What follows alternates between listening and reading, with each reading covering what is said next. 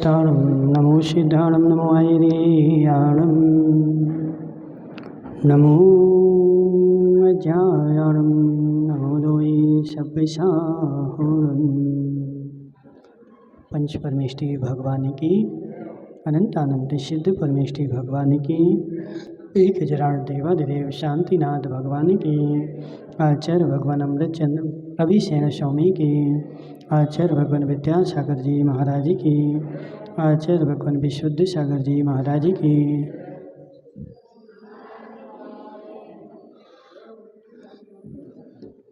यहाँ पर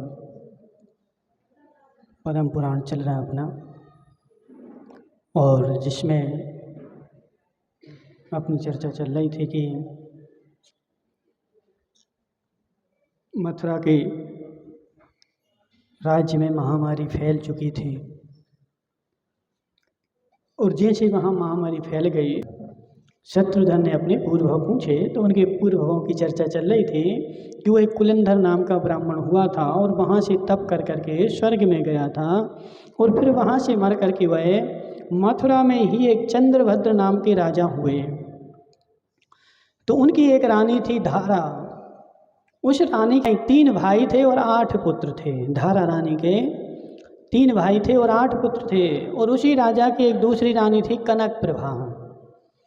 उस कनक प्रभा के ही वह कुलंदर नाम का जो ब्राह्मण था, वह स्वर्ग से चय करके कनक प्रभा के गर्भ में अचल कुमार नाम का पुत्र हुआ। जो शत्रुघ्न का जीव है ना, वो स्वर्ग में गया था, वहाँ से आकर के कनक प्रभा रानी से अचल कुमार नाम का पुत्र हुआ। रानी धारा के 3 भ्राता तथा 8 पुत्रों ने मिलकर अचल कुमार के वध करने का षड्यंत्र रचा, क्योंकि वो उनकी सौतेला था। समझ रहे? एक रानी के 3 पुत्र 3 भाई और 8 पुत्र, और एक रानी के 1 पुत्र अचल कुमार।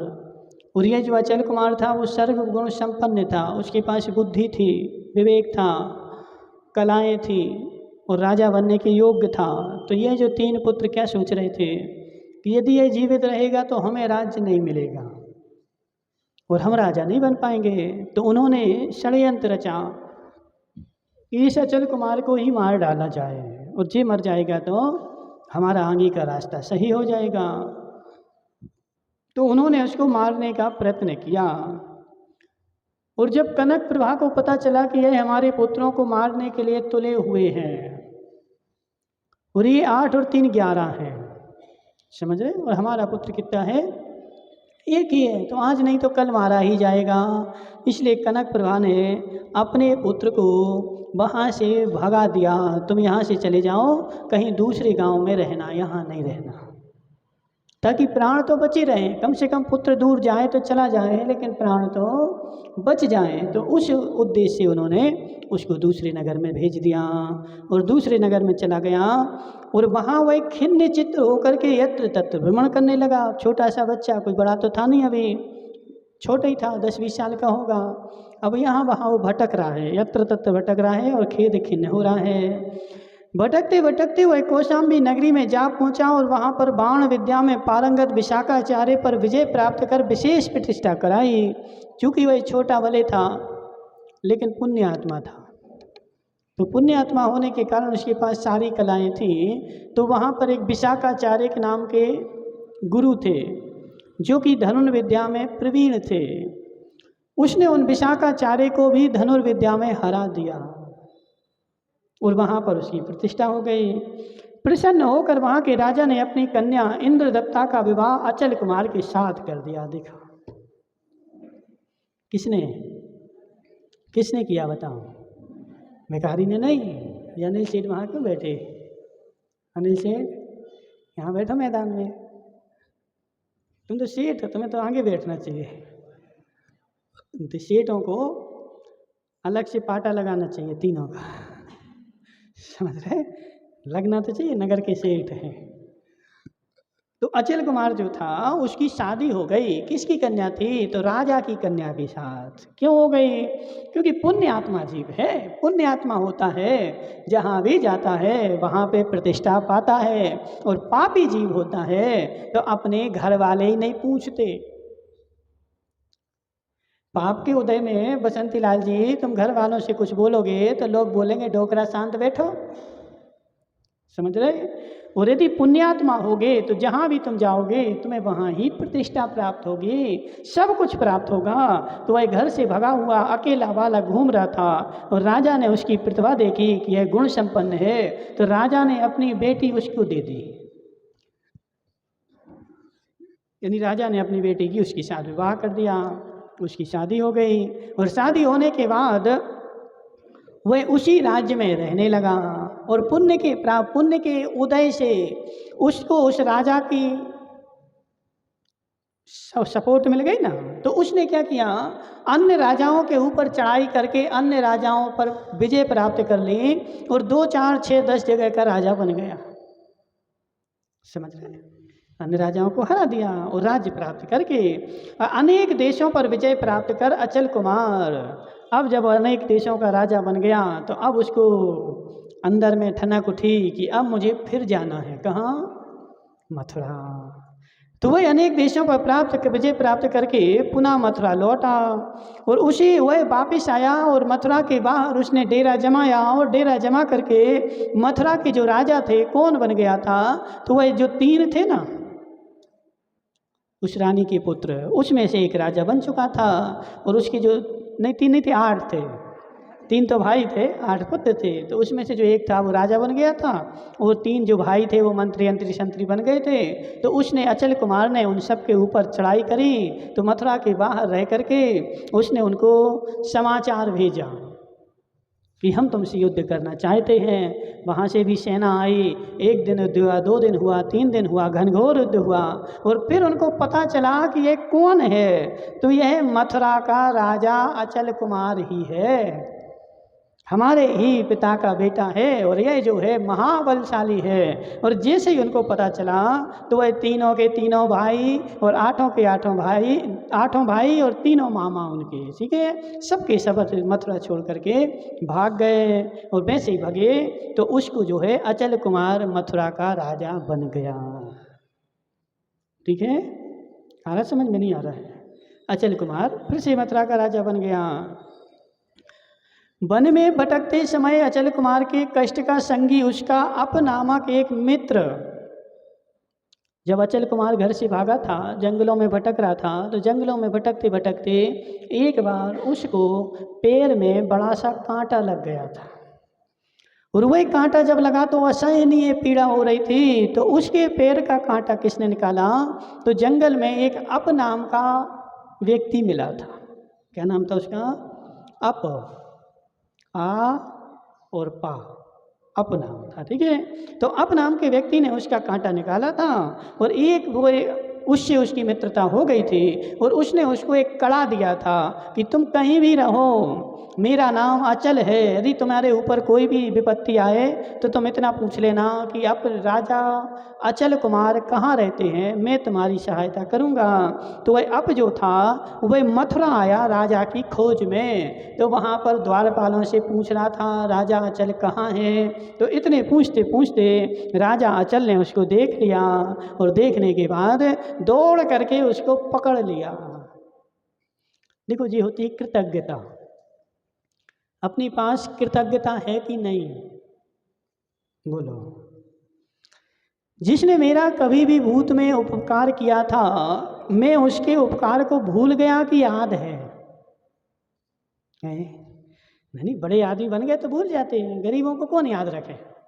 अनिल सेठ, आज से 20 साल पहले, 25 साल पहले जब तुम मास्टरी में पढ़ाते थे, तुम्हारे साथ में कोई मास्टर था, उसने तुम्हारा उपकार किया था, तुम्हारा कोई छात्र था, उसने तुम्हारा कोई उपकार किया था। अब वो बेचारा तो गरीब था, उसका उपकार याद है कि भूल गए? महाराज भूल गए। सही है कि नहीं? बड़े लोगों को सब लोग याद रखते हैं, गरीबों को कोई भी याद नहीं रखता है। लेकिन जो कृतज्ञ होता है वह कभी भी भूलता नहीं है। तो राजा अचल कुमार जो है वो अब के उपकार को भूला नहीं था, इसने मेरे पैर का कांटा निकाला था। और वास्तव में जो उपकारी के उपकार को भूल जाता है उसका नाम महापापी है। कहाँ लिखा है ऐसा? एक वो है ना, तिरुवल्लभाचार्य का अपने पास ग्रंथ है कुरल काव्य, छोटा सा, पढ़ा तुम लोगों ने? आचार्य तिरुवल्लभाचार्य, तमिल में है लेकिन उसका हिंदी अनुवाद भी हो चुका है, ठीक है। तो उसका नाम है कुरल काव्य। उस कुरल काव्य में ऐसा लिखा हुआ है, जो पापी, संसार में पापी हजारों हैं, लेकिन जो उपकारी के उपकार को भूल जाता है उसका नाम महापापी है। पापी से, लेकिन महापापी, तुम्हारे ऊपर किसी ने उपकार किया और तुम उसके उपकार को भूल गए, इसलिए कभी भी नहीं भूलना चाहिए। यदि कोई ने मेरा उपकार किया है, अब चाहे गरीब हो, चाहे अमीर हो, चाहे कैसा भी हो, उसका याद रखो, खबर रखो, और जब भी तुम्हारी अनुकूलता हो उसके उपकार को चुका दो। जिसने किया है वो भूल जाए, लेकिन जिस पे किया है उसको याद रखे, ठीक है जी, नियम है ऐसा। तो वह जो राजा था वह उपकारी के उपकार को नहीं भूला और तत्काल देख लिया और पहचान लिया एवं सम्मान पूर्वक अपने समीप बुलाया और कुछ कालावधि तक स्नेह पूर्वक अपने संग रखा। उसको राजमहल में ही कुछ दिनों तक रखा, अब तुम यहीं रहो, कहीं जाने की आवश्यकता नहीं है। तो वह दोनों साथ में रहे। फिर अचल कुमार ने उसकी जन्मभूमि श्रावस्ती, श्रावस्ती कहाँ है अभी वर्तमान में है? श्रावस्ती गए? कोई गया, कोई नहीं गया? हाँ, देखो दादाजी को याद है। पुष्पदंत भगवान का जन्म कल्याणक है? संभवनाथ का है? कौन बोला जी? पुष्पदंत का बोल रहे है? कोई ना कोई भगवान का है जिसका भी पक्का है। हाँ, संभवनाथ जो भी हो वो तो हमें याद नहीं है, लेकिन वहाँ पर कल्याणक हुआ है श्रावस्ती में, ठीक है। तो वह तीर्थ क्षेत्र, पुरानी बस्ती है। तो उस तीर्थ क्षेत्र में श्रावस्ती में वह जो था ब्राह्मण रहता था अप नाम का। तो अचल कुमार ने उसको वहीं का राज्य दे दिया कि अब तुम एक काम करो, यहाँ वहाँ नहीं भटको, तुम वहीं के राजा बन जाओ, और उसके लिए अब के लिए वहाँ का राजा बना दिया। एक दिन उद्यान में आचार्य यश समुद्र को देखकर दोनों मित्र संसार से विरक्त होकर के मुनि हो गए। एक दिन उद्यान में गए दोनों मित्र और एक मुनिराज मिले जिनका नाम था यश समुद्र, ठीक है। अब इसमें सागर नहीं लगा, उस दिन वो बच्ची बोल रही थी ना सागर लगाना चाहिए कि नहीं लगाना चाहिए, तो इसमें देखो सागर नहीं लगा है। इसमें क्या लगा है? मुनिराज का नाम है यश समुद्र, यश समुद्र, ठीक है ना। तो इसमें सागर नहीं लगा है। बहुत सारी जगह सागर नहीं लगाते, कोई ज़रूरी नहीं है। तो उनको देखा और उन दोनों को वैराग्य आ गया और वैराग्य लेकर के दोनों घोर तपस्या करते हुए मुनिपनी को प्राप्त हुए। और वहाँ से चलकर अचल कुमार का जीव शत्रुधन और अप का जीव कृतांतवक्य नामक सेनापति हुआ है। संसार में देखो सबका कोई ना कोई पूर्व भाव का संबंध चल रहा है। आज तुम साथ साथ में हुए हो, आज तुम्हारी घनिष्ठ मित्रता है। अनिल भाई, तुम्हारी किससे घनिष्ठ मित्रता है? बागी द्वारा में तुम्हारा कोई घनिष्ठ मित्र है? कोई भी नहीं है, सब नहीं है, सब तो हो ही नहीं सकते। मित्र सब हो सकते हैं लेकिन घनिष्ठ नहीं हो सकते। घनिष्ठ कोई एक ही होता है। तो वह जो घनिष्ठ मित्र तुम्हारा हुआ है वह पूर्व भाव में तुम्हारा कोई ना कोई संबंधी था, पूर्व भाव में भी वह तुम्हारा कहीं ना कहीं संबंध रखे था। तो वह आपका जीव जो था कृतांतवक्य नामक सेनापति बना है। समाज में देखो इतने सारे लोग हैं, एक दो नहीं है, हजारों लोग हैं, लेकिन हजारों लोगों के बाद भी तुम्हारी किसी एक से क्यों बनती है? अब जी तुम्हारी देखो गटी भाई, तारा भाई, समझ रहे, दोनों बहने बहने हैं लेकिन दोनों की खूब घनिष्ठ मित्रता है। साथ में दीपा की अम्मा है कि नहीं? तीनों की अच्छी घनिष्ठ मित्रता है, साथ साथ में रहते, साथ साथ में बैठते हैं। तो तुम्हारा नियम से पूर्व भाव में भी कोई ना कोई संबंध था। तुम लोग साथ में रहे, या तो मित्र बन के रहे, या पुत्र बन के रहे, या पिता बन के रहे, या बेटी बन के रहे, कोई ना कोई बन करके पूर्व भाव में भी साथ में रहे। इसलिए आज दोनों बहनों में मित्रता है। वरना हमने ऐसा भी देखा कि दोनों बहनें एक दूसरे को देखना नहीं चाहती। एक नगर में दो बहनें हों लेकिन एक दूसरे को देखती नहीं है, उनके साथ रहना पसंद नहीं करती, बैठना पसंद नहीं करती। समझ रहे? लेकिन तुम्हारा पूर्व भाव का कोई ना कोई संबंध है। तो इनका भी पूर्व भाव का संबंध था। शत्रुधन बना और वह कृतांतवक सेनापति बन गया। शत्रुधन के जीव ने पूर्व में अनेक बार मथुरा में जन्म लिया था, इसलिए उसका मथुरा से स्वभाव था, विशेष अनुराग था। अब ये कारण है कि वह मथुरा का राज्य बार बार क्यों मांग रहा था, क्योंकि वह पूर्व भाव में भी कई बार मथुरा में राज्य कर चुका था, वहाँ जन्मा था। तो उस स्नेह के कारण स्वभावता ऐसा परिणमन होता है, भाव होता है। अपने भी भाव होते ना, कई बार किसी को देख करके स्नेह उमड़ता है। वो आदमी बहुत खराब है लेकिन फिर भी स्नेह उमड़ रहा है। या गांव का है, अन्य गांव का भी है, दूसरे गांव में हम कभी गए और किसी आदमी को हमने पहली बार ही देखा और पहली बार देखने के बाद भी बार बार स्नेह आ रहा है। और बहुत सारे लोग तो ऐसे हैं जो नौगामा छोड़ करके बागीदौरा में बस गए हैं कि नहीं है। बहुत सारे लोग ऐसे हैं बागीदौरा छोड़ करके गांगड़ तलाई चले गए। बहुत सारे लोग ऐसे हैं जो बागीदौरा छोड़ करके कलिंजरा चले गए। कलिंजरा भी है ना, एक दो परिवार है। क्यों चले गए वो हैं?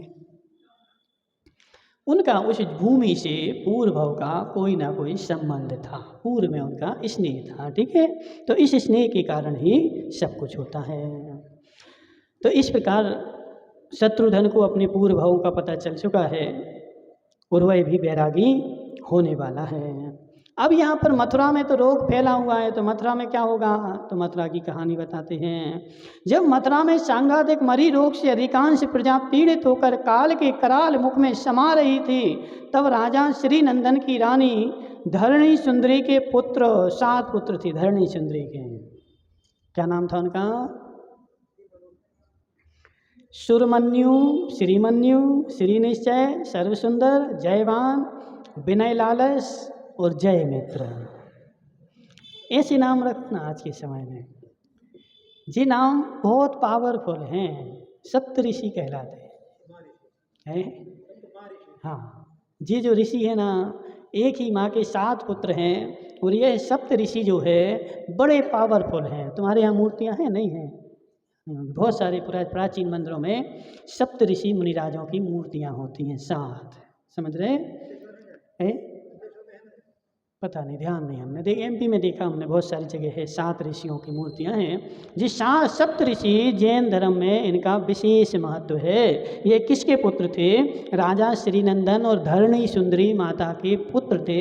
7 के 7 एक ही माता से जन्मे थे और 7 के 7 ने दीक्षा ले ली थी। इनके जो पिता थे श्रीनंदन, वह भी मुनि हो गए थे और ये भी मुनि हो गए थे। सब ने एक साथ दीक्षा ली थी। बताओ, पिता भी ले रहे और पुत्र भी ले रहे, सब ने साथ ने एक साथ दीक्षा ली और घोर तपस्या कर चारण रिद्धिधारी मुनि हुए। घोर घोर तपस्या करी और इनके पास चारण रिद्धि आ गई। जमीन पे नहीं चलते थे, आकाश में चलते थे और आकाश में चल करके चारण रिद्धि जो है उनके लिए चतुर्मास का भी नियम नहीं है। चारण रिद्धिधारी मुनिराज चतुर्मास करें, कोई नियम नहीं है। बिना चतुर्मास के सब जगह घूम सकते हैं वो।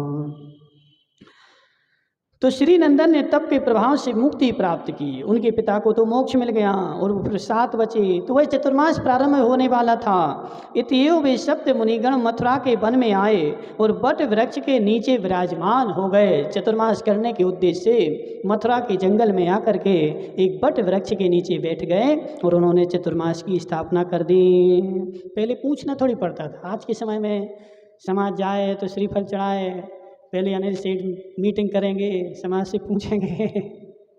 समझ रहे? आज तो बहुत सारे टाम टूम होते हैं, लेकिन पहले के समय में क्या था? मुनिराज के पास इतनी शक्ति थी, तुम नहीं लगाओ चौका, हमें लखाना ही नहीं। समझ रहे? 4 महीने भी आहार नहीं मिले, कोई टेंशन ही नहीं है। शक्ति थी, इसलिए उनको कोई से पूछना नहीं पड़ता था और ना श्रीफल चढ़वाना पड़ता। जहाँ इच्छा है सो बैठ गए, वहीं चतुर्मास शुरू हो गया। समझ रहे? तो ये 7 के 7 मुनिराज भी बट वृक्ष के नीचे बैठ गए और ये सप्त मुनि चारण रिद्धि के प्रभाव से आकाश मार्ग के द्वारा क्षण भर में नगर में पहुँच करके आहार करे आते थे और लौट करके वापस भी आ जाते थे। जब उनको आहार करना है तो चारण रिद्धि के प्रभाव से एक क्षण में उड़े, नगर में गए आहार किया और वापस अपने स्थान पे आके बैठ गए, कहीं भी जा सकते थे।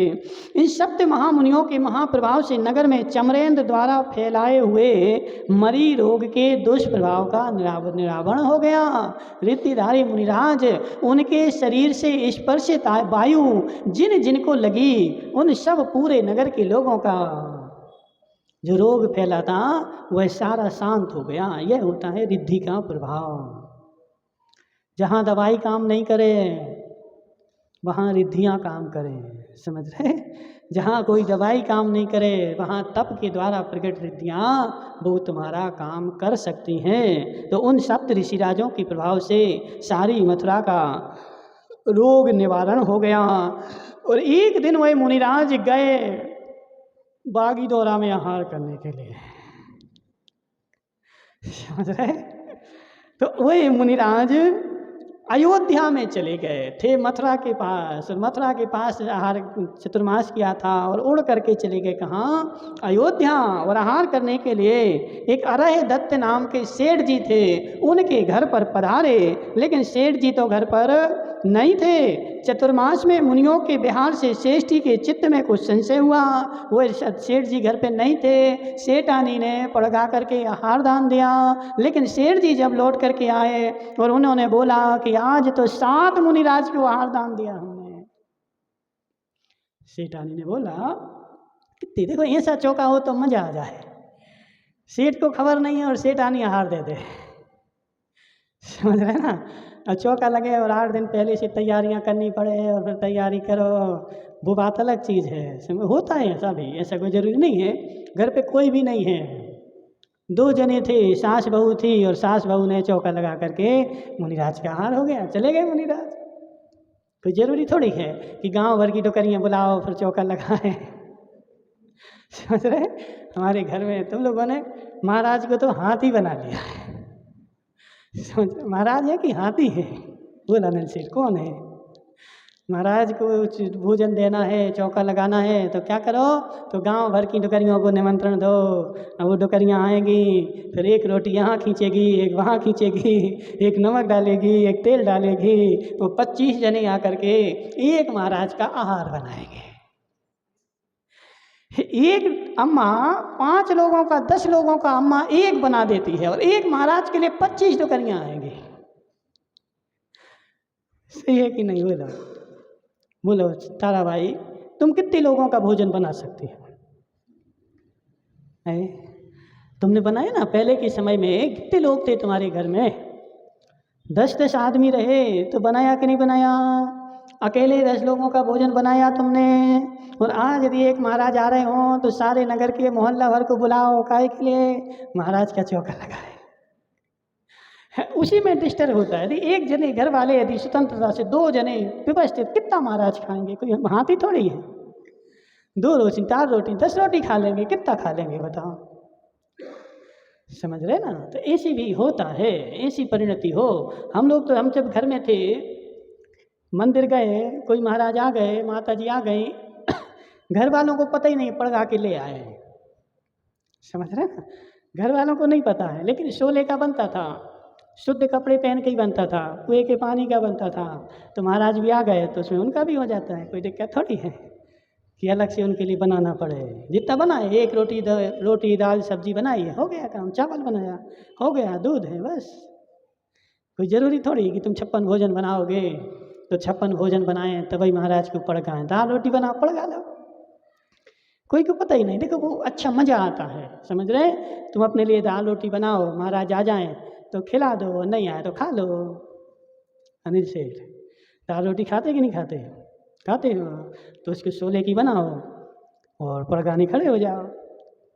महाराज आ जाएं तो खा लेना, खिला देना, और नहीं आए तो तुम खा लेना। कितना आनंद है, समझ रहे? पूरे गांव को जोड़ना पड़े, निमंत्रण देना पड़े, वो हाव हल्ला करना पड़े, उसमें उतनी विशुद्धि नहीं बनती। और यदि तुमने अपने लिए बनाया और महाराज को दे दिया, उसमें बहुत कई गुनी ज़्यादा विशुद्धि बन जाती है। तो ऐसा पूर्व काल में तो ऐसा ही होता था, समझ रहे हैं? सबकी चौकी शुद्ध है, सब शुद्धि है। महाराज आ जाएं, कभी भी आ जाएं, आ जाओ, हम तो शुद्ध ही खा रहे हैं। और आ जाएं तो उनको दे दो, नहीं आ जाए तो तुम खा लो, उसमें विकल्प भी नहीं होता। वरना किसी का खाली रह जाए तो वो तो बेचारा गांव का गांव सिर पे उठा ले, हमारा खाली रह गया, महाराज नहीं आए, महाराज को आना चाहिए, ऐसा करना चाहिए, वैसा करना चाहिए। उसको तो इतना विकल्प हो जाए, इतना संक्लिष्टता हो जाए कि जितना आहार दान दे करके पुण्य का बंध नहीं किया होगा, खाली रह जाए तो उससे अनंत गुना संक्लिष्टता में पाप का बंध कर ले। पाप का बंध होता है, नहीं होता क्या? संक्लिष्टता करोगे, मुनिराज नहीं आए, नहीं आए, नहीं आए, तो कोई तुम्हारे ब्याई जी थोड़ी थे कि तुमने रिश्तेदार दे समझ रहे ना? तुम्हारे ब्याई जी थोड़ी थे कि निमंत्रण दिया है कि ब्याई जी आ जाना, तो ब्याई जी आ जाए। आ गए तो ठीक है, नहीं आ गए तो तुम खा लो। इसलिए इतना भोजन नहीं बनाओ ज़्यादा, इतना बनाओ जितना तुम खा सको, उतना बनाओ और परगाहन कर लो। महाराज आ जाए से दे देना, और नहीं आए तो तुम खा लेना। उसमें विशुद्धि कई गुना ज़्यादा बनेगी और तुम्हें भी शुद्ध खाने का मौका मिलेगा। समझ रहे ना? तुम भी क्या करोगे? शुद्धि का भोजन करोगे, शुद्ध भोजन करोगे और तुम्हारे हृदय में भी विशुद्धि की धारा बहेगी। इसलिए अनिल सेठ, अब अनिल सेठ की देवी तो जाती पढ़ाने, अब तुम कहाँ खाते? होटल पे। अनिल सेठ कहाँ खाते? होटल पे। और बना के जाते कि तुम बनाते हो? हाँ, नहीं ठीक है, लेकिन एक विशुद्धि का काम होता है। ठीक है, ओम नमः सिद्धेभ्याम।